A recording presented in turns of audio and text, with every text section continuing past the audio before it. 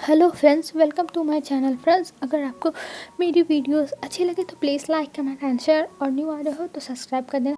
तब चलिए हम आज का पार्ट स्टार्ट करते हैं। हमने कल देखा था लैन वांगजी चला गया था नेहा सिंह के साथ डिनर करने के लिए, जो उसकी डेट नहीं आई थी उसके प्लेस पर। और यहाँ पे घर पे सब लोग परेशान हो रहे थे और मैडम यूँ गुस्से में अपने रूम में चली गई थी। और इधर जियाचन नीचे आया था पानी लेने के लिए, तब उसने विंग को देखा कि वो बैठा है और अपना सर पकड़ के बैठा है, पता नहीं किस बात पे, ये जियाचन को नहीं पता था। और जियाचन तब विंग के पास जाता है और विंग से कहता है, विंग क्या हुआ, तुम ऐसे क्यों बैठे हो और तुम्हें कौन सी प्रॉब्लम है, सब कुछ तो ठीक है ऑफिस में। तब जियाचन की बातें सुन के विंग कहता है वो जियाचन।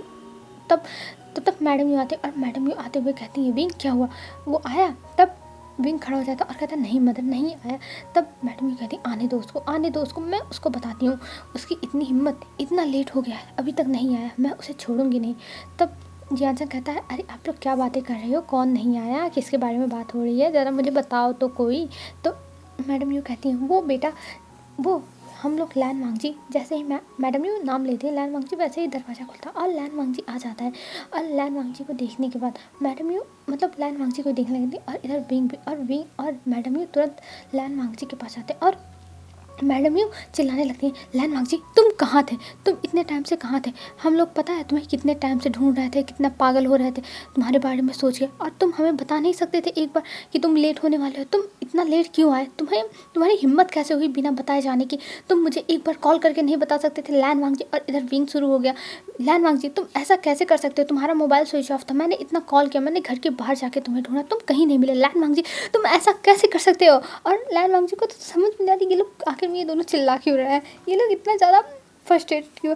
तब लैन वांगजी कहता है, आंटी विंग तुम दोनों इतना चिल्ला क्यों रहे हो, मैं तो बस गया था अपने फ्रेंड के साथ डिनर करने के लिए, और तुम लोग इतने ज़्यादा बहुत ज़्यादा ही टेंशन ले रहे हो। तब जो मैडम यू थी वो कहती हैं, लैन वांगजी देखो आज तुम्हें पनिशमेंट मिलेगी चाहे जो हो जाए, आज मैं तुम्हें छोड़ने वाली नहीं हूँ, तुम लोगों के बहुत ज़्यादा ही मन भर जा रहे हैं, जो अपने मन के सब लोग हो जा रहे हो। जो लैन वांगजी था वो कहता है, पर मैंने किया क्या है, मैंने तो कुछ किया ही नहीं है, और मैं तो बहुत ज़्यादा ही इनोसेंट हूँ, मैंने तो कुछ किया ही नहीं। तब मैडम भी कहती है, ओह तुम इनोसेंट हो, मैं तुम्हें बताती हूँ, और ये कह के उसका हाथ पकड़ के लेके जाती है। और यहाँ जान को तो कुछ समझ में नहीं आ रहा है, वो भूल गया था सबको बताना कि लैन वांगजी आज डिनर पे रहेगा। और इधर मैडम भी कहती हैं किचन में ले जाके, देखो आज खाना नहीं बना है, और तुम कहाँ थे, तुम खाना बनाते हो ना तो तुम क्यों नहीं आए। तब जो जानसन था वो कहता है, आखिर में ये हो क्या रहा है। तब लैन वांगजी कहता है, ब्रदर मैंने आपको बताया था ना कि मैं नहीं आऊँगा घर पे, आज लेट आऊँगा, आपने बताया नहीं क्या। तब जानसन कहता है, तुमने मुझे बताया था वांगजी। तब वो सोचने लगता है, फिर कहता है, हाँ मुझे वांगजी ने बताया था कि वो आज लेट आएगा घर पे, और मैं तुम लोगों को बता दूँ, पर सॉरी मदर मैं भूल गया, मुझे याद नहीं रहा, इतना काम था। तब मैडम भी कहते हैं, जानसन तुम बता नहीं सकते थे क्या, हम लोग कितने ज़्यादा परेशान हो रहे थे कि ये कहाँ रह गया, और तुम बस अपने रूम में मस्ती कर रहे थे और इसके बारे में कुछ भी नहीं बता रहे थे। मैं सच बता रही हूँ जानसन, मैं तुम्हें छोड़ूंगी नहीं। तब जानसन कहता, ओ मदर इतनी ज़्यादा गुस्सा करने की क्या बात है, उसने मुझे बताया तो, और वैसे भी वो कोई उम्मीद नहीं है कि वो बाहर रहेगा तो इतना टेंशन होगा, वो एक अल्फ़ा है, उसके साथ कुछ भी बुरा होने वाला नहीं है। और ये कह के वो स्माइल करता है। तब मैडम यूँ कहती हैं, तुम चुप रहो, तुम जाओ अपने रूम में, और विंग बेटा तुम भी जाओ अपने रूम में, और लैन वांगजी तुम डिनर बनाओ, और डिनर बनाने के बाद आके मुझसे मिलो मेरे रूम में। तब लैन वांगजी अपना सर नीचे करता और कहता है ठीक है, और वो अपने हाथ को वॉश करके अब डिनर बनाने लगता। और इधर विंग अपने रूम में चला गया था और जियाचन भी अपने रूम में चला जाता है। हाँ जियाचन की गलती थी, उसे बता देना चाहिए था, पर अब जियाचन कुछ नहीं कर सकता, वो अपनी मदर के खिलाफ तो कभी जा ही नहीं सकता है। और इधर लैन वांगजी सबका डिनर बनाने लगा था चुपचाप, और आधे घंटे में वो डिनर बना लेता। और डिनर बनाने के बाद वो सारे डिनर को अच्छे से डाइनिंग टेबल पर रख के और चला जाता है मैडम यू के रूम में। और जब मैडम यू के रूम में जाता है तब वो देखता है कि मैडम यू खड़ी है, और मैडम यू एक कुछ ऐसे रस्सी टाइप में हाथ में ली है। और ये देखने के बाद वो हैरान हो जाता है कि आखिर में मैडम यू ने क्या लिया है, और वो मैडम यू को देखने लगता है। तब मैडम यू उसके ओर मुड़ती है और कहती है, तुम्हारी हिम्मत कैसे हुई मुझे बिना बताए जाने की। तब लैन वांगजी कहता है, पर आंटी मैंने तो बताया था ना गग्गा को, मैंने उनसे कहा था कि आपको बता दे, पर मुझे लगता है गग्गा भूल, इसमें मेरी गलती नहीं है। तब मैडम यू कहती है, अच्छा तो तुम मुझे बताओगे किसकी गलती है किसकी गलती नहीं है। लैन वांगजी, आज तुम्हें पनिशमेंट मिलेगी, और ये कह के वो उसे उस चाबुक से मारने लगती हैं। और लैन वांगजी को बहुत ज़्यादा ही दर्द होता है, वो रो रहा था, उसे ये सब क्यों सहना पड़ रहा है उसे नहीं पता। और मैडम यू पहली बार उसे उसकी शादी वाले दिन मारी थी ऐसे चाबुक से, और आज दूसरी बार मार रही है, क्योंकि लैन वांगची ने 2 साल में कोई भी मतलब थोड़ी सी भी गलती नहीं की है, पर आज उससे गलती हो गई जो उसने जियान चंद को बताया और मैडम यू को कॉल करके खुद नहीं बताया। ये उससे गलती हो गई, इसीलिए आज उसको दूसरी बार चाबुक पड़ रहा है। और ये सोचते हुए लैन वांगची बहुत रो रहा था, उसे बहुत ज़्यादा दर्द हो रहा था, बहुत ज़्यादा पेन हो रहा था, और वो सोच रहा था वो चिल्लाए, पर मैडम यू ने कहा था अगर तुमने चिल्लाया तो मैं तुम्हें और मारूंगी, और उसे 10 चाबुक मारती हैं, और 10 चाबुक मारने के बाद उसे कहती हैं जाओ अपने रूम में, और ये कह के उसे भेज देती हैं। और जब लैन वांगची वहाँ से निकलता है तो उसकी हालत बहुत ज़्यादा ही ख़राब थी। और फिर लैन वांगची जाता है अपने रूम में, और रूम में जाने के बाद देखते हैं वहाँ विंग नहीं था। तब वो समझ जाता है कि विंग गया होगा डिनर करने के लिए। और फिर लैन वांगची जाता है वॉशरूम में, और वहाँ पे पानी को खोल के खड़ा हो जाता है, और उसके ऊपर जैसे जैसे पानी गिर रहा था उसकी एक एक ड्रॉप, वैसे वैसे ही लैन वांगची को थोड़ा पेन फील हो रहा था, क्योंकि उसका जो चोट है उसमें से ब्लड निकलने लगा, और उसका चोट जल रहा है। उसे समझ में नहीं आ रहा वो क्या करे, उसको बहुत पेन हो रहा है, और वो ऐसे किसी को बता भी नहीं सकता। अगर उसने बता दिया तो मैडम ये गुस्सा करेंगी। और ये सोचते हुए लैन वांगची अब अपने आप को क्लीन करता है और बाहर आता है, और बाहर आने के बाद अपने पूरे बॉडी पर मेडिसिन अप्लाई करता है, और एक टी शर्ट लूज सा पहन के और सो जाता है। और इधर लैन वांगची के सोने के बाद विंग आता है कुछ टाइम पर, और वो देखता है लैन वांगची बेड पे एक किनारे अपने किनारे सो रहा है। फिर विंग क्या कहता है, वो भी लाइट बंद करता है और वो भी जाकर के वहाँ पे सो जाता है। और इधर लैन वांगची एक ही करवट पड़ा रह गया था, क्योंकि उसकी जो बॉडी है उसकी बॉडी में बहुत ज़्यादा पेन हो रहा है, इसीलिए वो एक ही तरफ ऐसे ही पड़ा रह गया जैसे वो सोया था। और मॉर्निंग का सीन दिखाया जाता है। मॉर्निंग में फिर लैन वांगची जल्दी जल्दी उठता है और सारे काम ख़त्म करता है किचन के, और मतलब जो भी घर के उसके काम करने थे वो सब ख़त्म करने के बाद और रूम में आता है। रूम में विंग को उठाता है, तब विंग उठता है और विंग जाता है फ्रेश होता है। फ्रेश होने के बाद वो अच्छे से तैयार होने के बाद बाहर आता है, और बाहर आने के बाद वो नीचे चला जाता है। तब लैन वांगची सोचता है अब विंग चला जाएगा ऑफिस ब्रेकफास्ट करके, तो मुझे जाके नहा लेना चाहिए, नहीं तो उसे पता चल जाता। और ये सोचते हुए वो चला जाता है बात लेने के लिए। और इधर हमें विंग को दिखाते हैं, विंग कोई फाइल भूल गया था, और वो फिर से रूम में आता और देखता लैन वांगची वहाँ पर नहीं है, और विंग को उसकी फ़ाइल नहीं मिल रही थी। तब वो बैठ के अपने टैब में कुछ काम करने लगता है, और लैन वांगची का वेट करने लगता है कि लैन वांगची जब बाहर निकलेगा तब वो लैन वांगची से अपना वो इम्पॉर्टेंट फाइल मांगेगा कि आखिर में वो फाइल कहाँ है। और इधर लैन वांगची नहाने के बाद बस एक तौलिए को रैप करके अपने कमर में आता है, और जब अंदर आता है तब वो लैन वांगची जब आता है अंदर तब वो विंग को देख के हैरान कि आखिर में विंग यहाँ क्या कर रहा है। और वो विंग को देख के वहाँ से जाने लगता, तभी विंग उसे रोकता और कहता है लैन वांगची तुम कहाँ जा रहे हो, और मेरी एक फ़ाइल नहीं मिल रही, क्या तुम मेरी हेल्प करोगे उसे ढूंढने में। तब विंग उसे देखने लगता और कहता है तुम यहाँ। तब विंग कहता है हाँ मैं यहाँ, क्यों क्या हुआ तुमको, और कह के उसको देखने लगता है, पर लैन वांगची पीछे नहीं मुड़ रहा था। तब जो विंग था वो कहता है जाओ अपना कपड़ा पहनो, फिर उसके बाद आओ मुझे दो मेरी फाइल, और ये कह के वो अपना काम करने लगता है। और इधर लैन वांगची जब देखता है कि विंग अपना काम करने लगा है, उसे नहीं दिखाई दे रहा है उसकी चोट, तब वो धीरे से चला जाता है जहाँ पे उसका कपड़े रखे होते हैं वहाँ पे, और जाके जल्दी से पहन लेता है। और पहनने के बाद वो लैन वांगची जल्दी से फाइल लेके आता है विंग के पास और दे देता। और विंग इतना ज़्यादा काम में डूबा हुआ था कि उसने लैन वांगची के ऊपर ध्यान नहीं दिया कि लैन वांगची कैसे बाहर निकला है, या फिर उसके जो बैग है उस पर कितनी चोट है, कुछ भी ध्यान नहीं दिया। बस वो अपनी फ़ाइल लिया लैन वांगची से और वो फाइल लेके चला गया। और इधर लैन वांगची अब लंबी सी सांस लेता है, क्योंकि उसे पता है कि अगर मैडम यू को पता चल गया कि विंग को पता चल गया है, तब मैडम यू उसे और पनिशमेंट देंगी, और मैडम यू उसे और भी मार सकती है। तो इसलिए लैन वांगची ये रिस्क तो नहीं लेगा, कभी नहीं लेगा। और ये सोचते हुए वो फिर तैयार होता, और तैयार होने के बाद नीचे आता, और जब तब देखता है कि सब लोग ब्रेकफास्ट टेबल पे बैठ के ब्रेकफास्ट कर रहे हैं। और लैन वांगची ने दवा भी ले ली थी, जैसे उसको पेन फील ना हो, उसने पेन किलर लिया था, और आके वो भी चुपचाप बैठ के ब्रेकफास्ट करता है। और ब्रेकफास्ट करने के बाद वो जाने लगता है। तब मैडम यू कहती है वांगची आज लेट नहीं होना चाहिए, अगर आज लेट हुए तो देख लेना तुम्हें और भी बुरी पनिशमेंट मिलेगी। और ये कह के मैडम यू अंदर चली जाती है, और इधर लैन वांगची बस चुपचाप उन्हें देख रहा था, और फिर वो वहाँ से चला जाता है। और इधर लैन वांगची और इधर विंग और जियान भी निकल चुके थे पहले ही। और इधर अब हमें ऑफिस का सीन दिखाया जाता है, विंग और जियान पहुँच चुके थे और वो लोग अपने केबिन में थे। और इधर लैन वांगची आता है, तब मैम उसके ऊपर चिल्लाने लगती है लैन वांगची आज तुम फिर लेट हो गए, तुम आगे में समझती क्यों नहीं हो कि तुम्हें टाइम से आना चाहिए, तुम्हें सैलरी फ्री में नहीं दी जाती है, तुम्हें उसका काम करना पड़ेगा तब सैलरी मिलेगी, नहीं तो मैं तुम्हारी सैलरी कट कर लूँगी। तब जो लैन वांगची था वो कहता सॉरी पर मैं लेट हो गया आपकी वजह से। तब मैं जो मैम थी वो कहती मेरी वजह से, मैंने क्या किया था, मैंने तो कुछ बोला ही नहीं था, तुम मेरी वजह से लेट क्यों हो गए। तब लैन जी कहता है मैंने आपकी डिज़ाइंस बना दिए हैं और इसलिए मुझे लेट हो गया था।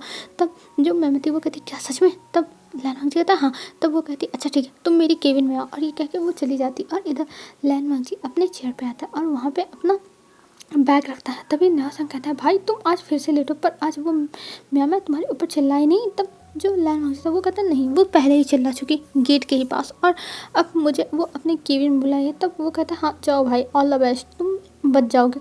और ये कह के वो स्माइल करता है। और इधर लैन मांगती अब वो फाइल लेता है जिसमें उसने डिज़ाइंस बनाए थे, और वो फाइल लेके चला जाता है मैमा के केबिन में। और मैमा के केबिन में जाने के बाद वो जाके उसके सामने खड़ा हो जाता है। तब मैमा कहती है तुम लाए हो।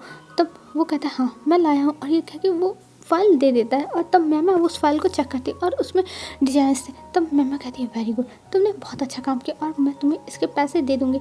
तब लैन जी कहता है जी ठीक है, और ये कह के वो वहाँ से जाने लगता है। तब जो मैमा थी वो कहती है इस बारे में किसी को भी पता नहीं चलना चाहिए कि मेरे डिज़ाइंस तुम बनाते हो। तब जो लैन वांगची था वो कहता है नहीं, मैं किसी को नहीं बताने वाला हूँ कि मैं आपके डिज़ाइंस बनाता हूँ। और ये कह के वहाँ से विंग में चला जाता है। और इधर मैम स्माइल करते हुए निकलती है अपने केबिन से, और केबिन से निकलने के बाद वो सीधा जाती है वेंचिंग के केबिन में। और वेंचिंग के केबिन में जाने के बाद वो उस फाइल को वेंचिंग के सामने रख देती है और कहती है देखिए मैंने आपके काम कर दिया, इसमें सारे जो भी हैं डिज़ाइंस वो मैंने बना दिए हैं जितने डिज़ाइंस आपको चाहिए थे। तब जो वेंचिंग थी वो कहती है क्या सच में तुमने इतनी जल्दी बना कैसे लिया, मैंने तो आज शाम तक का टाइम दिया था। तब जो मैम थी वो कहती है मैं किसी का काम पेंडिंग में नहीं रखती, मैं हर काम परफेक्टली करती हूँ, और इसलिए देखिए मैंने कंप्लीट कर लिया। और ये क्योंकि वो उसके सामने रखती थी और कहती देख लीजिए कैसा बना है, और ये कह के वो स्माइल करती है।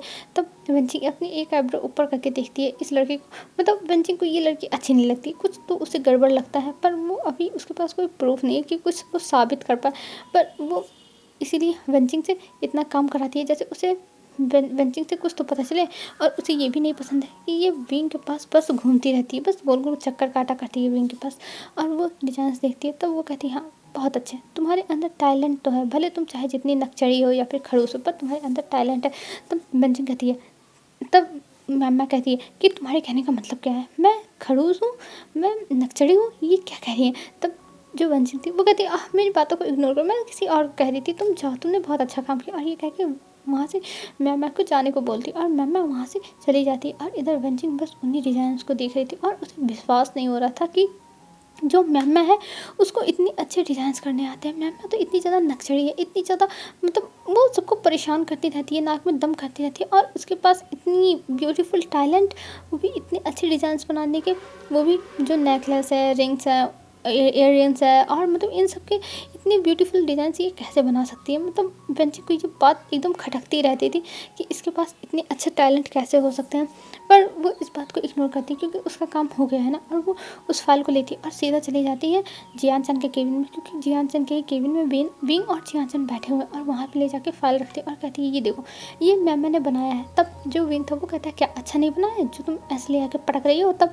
जो वेंची वो कहती है नहीं बहुत अच्छा बना है, तुम एक बार देखो। तो तब सब लोग देखते हैं और कहते हैं वाह इसने तो बहुत ब्यूटीफुल बनाया, सच में ये बहुत ज़्यादा ही अच्छा है, मुझे तो बहुत पसंद आया, सच में इसके अंदर टैलेंट है। तब जो व्यंजक थी वो कहती है मुझे ये नहीं समझ में आता कि मैमा के अंदर इतना टैलेंट कहाँ से आया, मुझे तो लगा ही नहीं था कि मैमा के अंदर कभी ये टैलेंट होगा। तब विंग कहता है तुम्हारे कहने का मतलब क्या है व्यंजक। तब व्यंजक कहती है देखो इससे जब मैं बनाने के लिए कहती हूँ कुछ भी तब ये घर से बना के लाती है, और दूसरी बात अगर इसके अंदर इतना ही अच्छा टैलेंट है तो ये अच्छे से ऑफिस में ही बना सकती है ना अपने टाइम को बचाने के लिए, ये घर पे क्यों चली जाती है इस काम को लेके, मुझे ये बात नहीं समझ में आती। और तीसरी बात मुझे जब भी ये ला के देती है अपना डिज़ाइंस तो इसके हाथों में जैसे पेंसिल का या फिर मतलब किसी पेन का जिससे भी बनाए रहते हैं स्केच का कुछ भी निशान नहीं रहता है, कुछ भी लगा नहीं रहता है इसके हाथ में। पर जो लोग डिज़ाइंस करते हैं उनके हाथ में ज़रूर पेन वैन कुछ तो लग जाता होगा हाथ में। तब जो विंग था वो कहता है तुम बहुत ज़्यादा सोच रही हो वेंचिक, ये सब ऐसा कुछ नहीं होगा, कोई किसी और को भला अपना डिज़ाइन बना के क्यों देगा जब उसके डिज़ाइन इतने ज़्यादा ब्यूटीफुल हो। तब वेंचिक कहती है अरे हो सकता हो किसी की मजबूरी हो, वैसे भी तुम्हें पता है कि मैम के डैड के पास कितने पैसे हैं, वो तो बस विंग तुम्हारे लिए ही यहाँ पे जॉब करे, नहीं तो वो तो घर पे बैठ के आराम से खा सकती थी। तब जो विंग था वो कहता ऐसा कुछ नहीं है, और वैसे भी वेंचिंग मैम मैम यहाँ पे बस अपने टैलेंट के लिए ही काम करिए, देखो उसका टैलेंट कितना अच्छा है और उसके डैड का कोई ज्वेलरी शॉप नहीं है इसलिए वो यहाँ पे काम करी है, नहीं तो वो अपने डैड के ही कंपनी में काम करती। तब वेंचिंग कहती है, बिंग तुम चाहे कुछ भी बोलो पर मुझे पता है, और तुम मुझसे चाहे जो भी बोलो मैं इस बात को मानने वाली भी नहीं हूँ क्योंकि मैं सब जानती हूँ। और ये कह के वो वहाँ से चली जाती है और वो लोग इस डिज़ाइन को देख के लगते हैं और बिंग कहता है सच में ये डिज़ाइन बहुत ब्यूटीफुल है, इसको देख के पहली बार देखो तो प्यार ही हो जाएगा। और ये कह के वो स्माइल करता है। तब जियान कहता है, ओ मजनू अपने अपने सपनों की दुनिया से बाहर आओ, तुम्हें सपना नहीं देखना चाहिए, और वैसे भी तुम्हारी शादी हो चुकी है तो तुम मैमा के बारे में कभी सोचना ही मत। तब जो विंग था वो कहता है, तुम ये क्या कह रहे हो जियान, मैं मैमा को ऐसे नज़र से नहीं देखता हूँ और मुझे भी पता है कि मेरी शादी हो चुकी है। तब जो जियान था वो कहता है, हाँ तुम्हारे लिए यही अच्छा होगा कि तुम्हें याद रहे कि तुम्हारी शादी हो चुकी है, क्योंकि मैं नहीं चाहता तुम बेचारे वांगजी का दिल तोड़ो। तब विंग कहता है, तुम्हारे कहने का मतलब क्या है। तब जो जियान था वो शुरू हो जाता है फिर से कि तुम्हें वांगजी का ध्यान रखना चाहिए, वो तुम्हारा अल्फा है, तुम्हें उसके साथ अच्छे से बिहेव करना चाहिए, नहीं तो वो किसी दिन किसी के साथ चला गया तो तुम्हें बहुत ज़्यादा रिग्रेट होगा। तब जो विंग था वो कहता है, ओह जियान तुम क्या कह रहे हो, वो किसी के साथ कहीं नहीं जाने वाला, और वैसे भी मैं उसे अपना बस सीक्रेटली हस्बैंड बना के रखा है और मैं उससे कोई भी रिश्ता नाता नहीं रखना चाहता हूँ, तुम्हें तो पता ही है। मैं उससे शादी भी नहीं करना चाहता था पर मजबूरी थी मेरी शादी करने की। तब जो जियान था वो कहता है, हाँ मुझे पता है तुम्हारी मजबूरी थी, पर बिंग उसकी भी तो मजबूरी थी, उसे भी तो करना पड़ा तुमसे शादी, और वो तुम्हारे साथ एडजस्ट कर रहा, पर तुम बिल्कुल भी उसके साथ एडजस्ट करने की कोशिश नहीं करो। पर याद रखना जिस दिन वो तुम्हारे लाइफ से चला गया उस दिन तुम्हें उसकी याद आएगी। तब विंग कहता है, ओह जियान ऐसा कुछ नहीं होने वाला है, मुझे उसकी कभी भी याद नहीं आएगी और मुझे उससे कोई मतलब नहीं है, वो चाहे जो करे अपनी लाइफ में और मैं अपनी लाइफ में खुश हूँ, मुझे उसकी कोई जरूरत नहीं है। तब जो जियान था वो कहता है, हाँ मुझे पता है कि तुम्हें उससे कोई फ़र्क नहीं पड़ता, पर तुम याद रखना तुम्हें एक दिन उसकी याद आएगी जब तुम बहुत ज़्यादा प्रॉब्लम में रहोगे और तुम्हें उसकी ज़रूरत होगी, तुम एक दिन उसका कद्र समझोगे। अभी वो तुम्हारे पास है इसलिए तुम्हें उसका कुछ भी कद्र नहीं है, पर देख लेना एक दिन तुम्हें पता चलेगा। तब विंग कहता, ओह जियान तुम इतनी सेंटिमेंटल बातें करना बंद करो, मैं जा रहा हूँ अपने केबिन में, मैं यहाँ रहूँगा ना तो तुम मुझे पागल कर दोगे। और ये कह के जियान के पास से विंग जाने लगता है और जियान उसे देख के स्माइल करता है और कहता है, हाँ मेरे भाई तुम्हें अभी ये सब पागलपन लग रहा है पर तुम बाद में समझोगे, लैन वांगजी की कद्र अपनी लाइफ में तुम्हें अभी समझ में नहीं आ रहा। और ये कह के वो भी उठता है और जाके अपने टेबल पर बैठ के अपना काम करने लगता है। और इधर लैन वांगजी के बारे में सोचते हुए बिंग आता है अपने केबिन में, और वो लैन वांगजी के बारे में सोच रहा था कि आखिर में सब लोग लैन वांगजी की साइड क्यों लेते हैं, शीजे भी लेते हैं और जियान भी लेता है, पर उसे समझ में नहीं आता कि आखिर में लैन वांगजी सबके ऊपर कौन सा जादू कर रहा है कि सब लोग उसकी साइड ही लेने लगे हैं। और इधर बिंग को थोड़ा गुस्सा आता, थोड़ा उसके दिल में पता नहीं क्या चल रहा है, कुछ कश्मकश है, उसे समझ में नहीं आ रहा है कि उसके दिल में क्या चल रहा है, वो अपने फीलिंग्स को खुद नहीं समझ पा रहा है। और इधर वांगजी बस चुपचाप अपना काम कर रहा था और उसके बैक में बहुत ज़्यादा पेन हो रहा था, क्योंकि अब वो पेन किलर का जो असर था वो ख़त्म हो गया था और अब लैन वांगजी को बहुत ज़्यादा ही दर्द हो रहा था। और लैन वांगजी को समझ में नहीं आता कि वो क्या करे, उसे रोना आ रहा था, वो क्या करे उसे समझ में नहीं आ रहा है। अगर उसको यहाँ पे अगर पेन ज़्यादा हुआ तो वो क्या करेगा, उसने तो दवा भी नहीं लेके आई और वो अपने बैग में चेक भी किया था, उसके पास दवाई नहीं थी। और यही लैन वांगजी सोच रहा था। तब जो नया सिंह था वो कहता है, क्या हुआ वांगजी तुम क्या सोच रहे हो, तुम हमेशा सोच में गुम रहते हो। तब वांगजी उसे देखता और कहता है, कुछ नहीं। और ये कह के वो वहाँ से उठता है और वो नीचे जाने लगता है, ऑफिस से बाहर जाने के लिए एलिवेटर लेता है, जैसे वो नीचे जाए फिर ऑफिस से बाहर चला जाए। तभी वहाँ पे जो वेंचिंग आती है और वेंचिंग कहती है, अरे वांगजी तुम कहाँ जा रहे हो, अभी ऑफिस टाइम है और तुम ऑफिस टाइम में बाहर जा रहे हो। तब जो वांगजी था वो कहता है, हाँ वो एक्चुअली मुझे जाना था कुछ काम से। और ये कह के वो उतने देने लगता है। तब जो वेंचिंग थी वो कहती है, हाँ ठीक है तुम जाओ, तुम अगर नहीं बताना चाहते तो जाओ। तब वो कहता है ठीक है, और वो सीधा जाता है नीचे और उसके ऑफिस के थोड़ी ही दूर पे एक मेडिसिन की शॉप थी जहाँ पे वो जाता है और वहाँ से पेन किलर लेता है। और पेन किलर लेने के बाद वो आने लगता है ऑफिस में। और जो वेंचिंग थी वो वहीं अभी भी लिफ्ट के पास खड़ी थी और वो लैन वांगजी को देखती है और लैन वांगजी के हाथ में कुछ पैकेट देखती है जो दवाइयों के थे और वो समझ आती है कि लैन वांगजी गया था कुछ दवाई लेने के लिए। तब जो वांगजी था उसे देखता है और कहता है, हाँ आप यहाँ। तब जो वेंचिंग थी वो कहती है, हाँ मैं यहाँ, मैं किसी का वेट कर रही हूँ ना इसलिए मैं यहाँ खड़ी थी। और ये कह के वो स्माइल करती है। तब लैन वांगजी कुछ भी रिएक्ट नहीं करता, वो चला जाता है चुपचाप।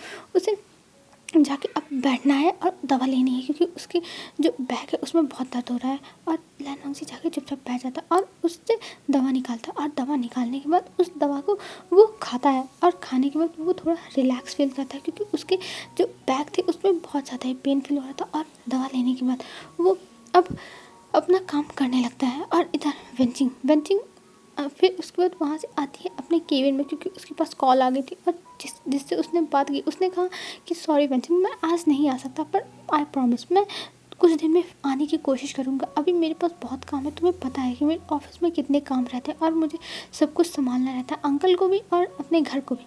तब वेंचिंग कहती है नो प्रॉब्लम, तुम आ जाना आराम से, और तुम टेंशन मत लो, मैं उन लोगों से कह दूँगी कि हमारी मीटिंग जो थी वो पोस्टपोन हो गई है, पर तुम अपना ध्यान रखो। तब जो उधर से एक इंसान था वो कहता है हाँ वेंचिंग, मैं रखता हूँ, क्योंकि मुझे अभी बहुत सारे काम है और मुझे अंकल के भी पास जाना है। और ये कहकर वो फ़ोन कट कर देता है। और इधर वेंचिंग फिर जाती है जियान के केबिन में और उसे बताती है कि हमारे साथ जो मीटिंग करने के लिए आने वाले थे वो नहीं आने वाले। तब जियान कहता है तुम्हारे कहने का मतलब क्या है, उन लोगों ने तो कहा था और अब कैंसिल क्यों कर रहे हैं। तब वेंचिंग कहती है वो एक्चुअली उन्हें कुछ काम है, और तुम्हें पता है ना कि उन्हें पूरा जो अपना बिजनेस है वो संभालना पड़ता है अकेले, और उनके अंकल की तबीयत ख़राब रहती है, तो इसलिए वो नहीं आ सकते, और ये सब हम लोग बाद में निपटेंगे। और वैसे भी उन लोगों की तरफ से इस डील के लिए हाँ ही रहेगी, तुम टेंशन मत लो, इसमें टेंशन लेने की कोई ज़रूरत नहीं है, मैं 200% श्योर हूँ कि वो यस करेंगे इस डील के लिए। और ये कह के वो स्माइल करती है।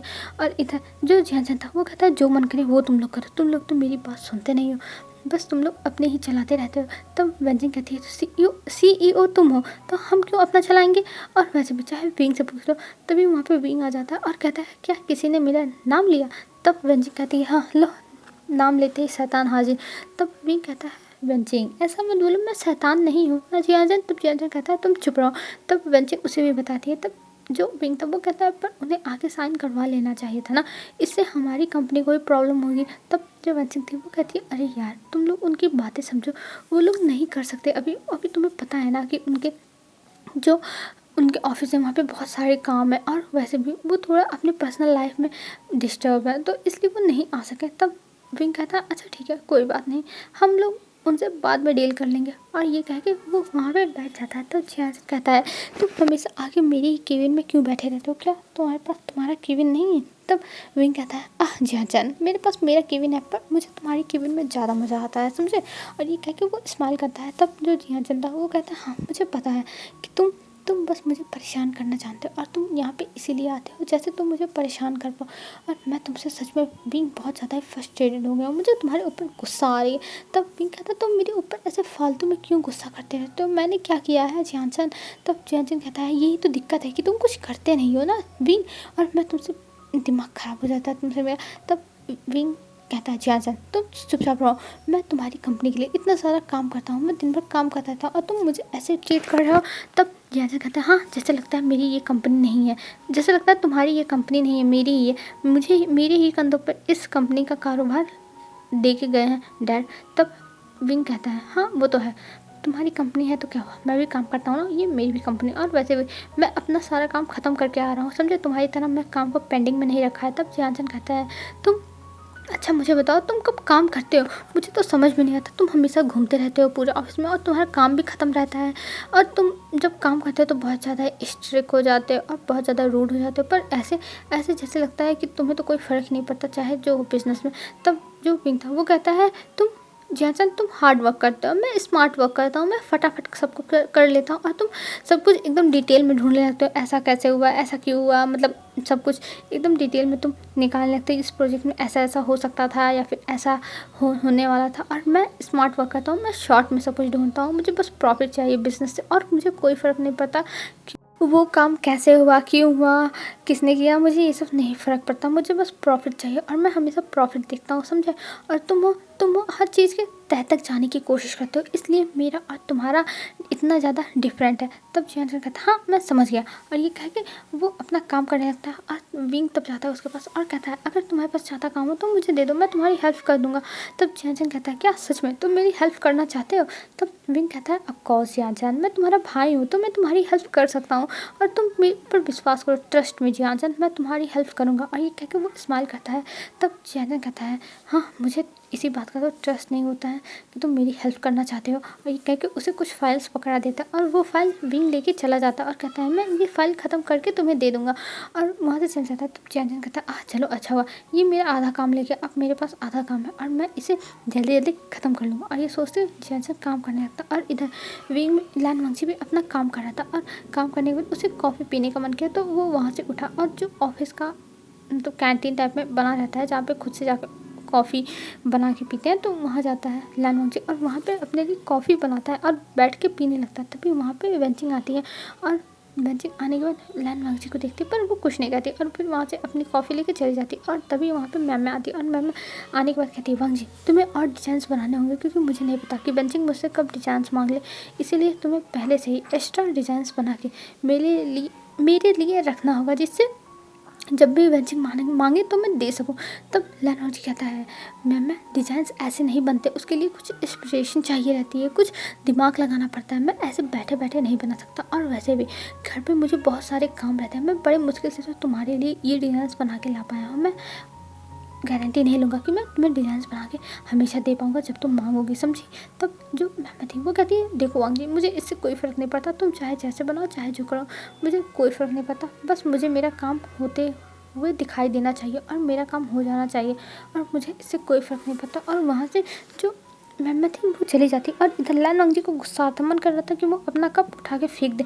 उसे हर कोई आके कुछ भी बोल के चला जाता है। यहाँ पे ऑफिस में मैम है जो उसे परेशान करती है, और घर पे मैडम यू जो उसे परेशान कर डालती हैं काम करवा के। और उसके रूम में एक विंग है जो उसका ओमेगा है, पर उससे तो लैन वांगची से कोई फ़र्क नहीं पड़ता कि लैन वांगची चाहे जिंदा रहे चाहे मरे, चाहे मतलब उसकी लाइफ में चाहे जो विंग को कुछ फ़र्क नहीं पड़ता। और इस चीज़ से लैन वांगची बहुत ज़्यादा फ्रस्ट्रेटेड हो रहा था, और फ्रस्ट्रेट होने की वजह से उसकी आंखों में आंसू आ रहे थे, उसे रोना आ रहा था, क्योंकि वो किसी से बहस नहीं कर सकता, किसी से झगड़े नहीं कर सकता, बस उसे रोना आ रहा था उसके अपनी लाइफ पे कि उसको इतनी चोट लगी। पर उसके ओमेगा को तो कुछ पता ही नहीं है कि उसको कितनी चोट लगी, और उसका ओमेगा उसके बारे में कभी पूछता तक नहीं है कि आखिर में लैन वांगची तुम कैसे हो, तुम्हें क्या हुआ है, तुम ठीक तो हो ना। उसका ओमेगा कुछ नहीं पूछता है। और यही सब लैन वांगची सोच रहा था, और वो कह रहा था हाँ मेरी लाइफ भी देखो कितनी ज़्यादा ही अच्छी है कि मेरे बारे में कोई नहीं जानना चाहता, मेरे पास पूरी फैमिली है, पर मेरे बारे में कोई नहीं सोचता है। बस सब लोग अपने अपने बारे में सोचते हैं कि अब मेरी लाइफ ऐसी ही रह जाएगी, मैं हमेशा के लिए अपनी लाइफ में बस अकेला रह जाऊँगा, बस मेरे पास नाम के ही रिश्ते होंगे और कोई भी ऐसा नहीं होगा जो मेरी हेल्प करे, मेरे सुख दुख में मेरे साथ दे। और ये सब सोचते हुए लैन वांगची की आंखों से एक आंसू गिरता, और जो वो कॉफ़ी पी रहा था उस कॉफ़ी में गिर जाता है। और तभी लैन वांगची का ध्यान टूटता और वो देखता है और जाता है फिर वो सिंक के पास, और वहाँ पे ले जाके वो सारी कॉफ़ीज़ गिरा देता है। और उसका मतलब अब दिमाग ख़राब हो गया था, उसका अब कॉफ़ी पीने का बिल्कुल भी मन नहीं था, उसका मन ही नहीं कर रहा था कि वो कॉफ़ी पिए। उसे अब ये कॉफ़ी भी अजीब लग रहा था, वो सोच रहा था कि सब लोग उसका मजाक उड़ाते हैं, सब लोग उसके बारे में ऐसा ही सोचते हैं, और इसीलिए उसकी आंखों से आंसू गिरने लगते हैं।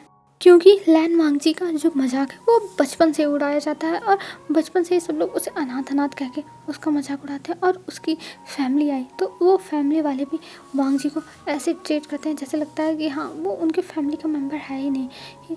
वो ये सब सोचता है, पर फिर ये सारे थॉट्स अपने माइंड से क्लियर करता है, क्योंकि वो जितना सोचेगा उतना ही ज़्यादा उसे पेन होगा। और फिर वो चला जाता है अपना काम करने के लिए, क्योंकि अभी काम ज़रूरी है, और वो जाके अपने कंप्यूटर पर काम करने लगता है। और वो मतलब थक गया था, उसे कुछ करने का मन नहीं करता, और ऊपर से उसने पेन किलर लिया था और कुछ और मेडिसिन लिए थे, जिसकी वजह से उसे नींद भी आ रही थी। वो बहुत ज़्यादा थका फील कर रहा था, पर वो अभी कुछ नहीं कर सकता था, उसे काम करना ही होगा। वो काम किए जा रहा था, और इधर हमें दिखाते हैं एक इंसान खड़ा होके कह रहा था हाँ फाइनली मैं उस कंपनी में जाने वाला हूँ, और मैं उससे मिलने वाला हूँ। और ये कह के वो इंसान एक स्माइल करता है और उस रूम से निकल जाता है। और उस रूम में हमें दिखाते हैं वो रूम पूरा अंधेरा था, पूरा एकदम अंधेरा एकदम, और वहाँ पर बस एक फ़ोटो लगी हुई थी, और जिस फ़ोटो के सामने वो देख रहा था, पर हमें उस फ़ोटो की जो फेस थी वो नहीं दिखाई जाती है, और उस इंसान के बारे में अभी कुछ नहीं बताया जाता है। ये सब आपको आगे पता चलेगा क्या होता है। और इधर मैडम यू अपने घर पर बैठ के कुछ सोच रही थी, और कुछ लोगों के फ़ोटोज़ देख रही थी, और कह रही थी कि फाइनली अब इन लोगों में से मैं किसी न किसी को सेलेक्ट कर ही लूँगी जियान चैन के लिए। और ये कह के वो स्माइल करती हैं। हेलो फ्रेंड्स, आज के लिए बस इतना ही।